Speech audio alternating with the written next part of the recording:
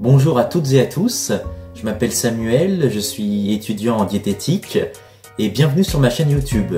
Alors aujourd'hui je voudrais vous parler du Nutri-Score. Avant toute chose, qu'est-ce que le Nutri-Score? C'est un logo qui informe de la qualité nutritionnelle d'un aliment. Il est basé sur une échelle avec 5 couleurs et des lettres allant de A à E.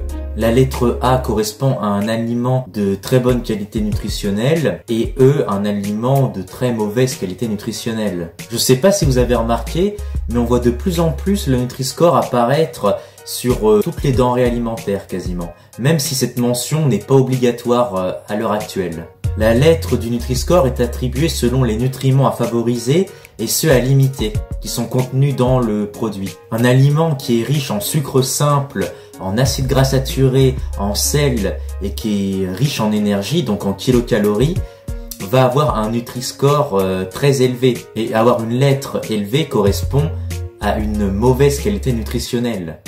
Un produit avec un Nutri-Score par exemple de E renvoie à un aliment très mauvais pour la santé, à ne surtout pas consommer. Et beaucoup de personnes peuvent se baser sur le Nutri-Score pour choisir les denrées qu'ils vont acheter. Et c'est tout à fait normal parce qu'on n'a pas forcément des connaissances en nutrition. On se dit que quelque chose qui est fait pour ça est bon à suivre. Mais malgré ça, l'organisme a besoin de ces nutriments pour bien fonctionner aussi. Et ils ne sont pas totalement à bannir, loin de là. Par exemple, on a l'huile d'olive qui obtient un Nutri-Score de D, ce qui renvoie à un produit qu'il ne faudrait pas consommer, alors que pourtant l'huile d'olive contient beaucoup d'oméga 9 qui ont plein de bienfaits pour l'organisme. L'huile d'olive obtient un Nutri-Score aussi élevé parce que l'huile ne contient que des lipides et les lipides sont extrêmement caloriques. Mais ce n'est pas pour autant qu'il ne faut pas en consommer, loin de là. Et à côté de ça, on peut avoir des frites surgelées à faire cuire au four qui obtiennent un Nutri-Score de A. Bon, après, le Nutri-Score peut aussi être très pertinent.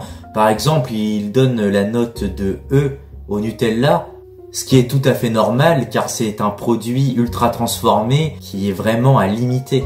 Donc qu'est-ce qu'on peut retenir du Nutri-Score? À la base, c'est une très bonne idée pour aider à choisir ses denrées, sauf que comme on l'a vu, le Nutri-Score a vraiment ses limites.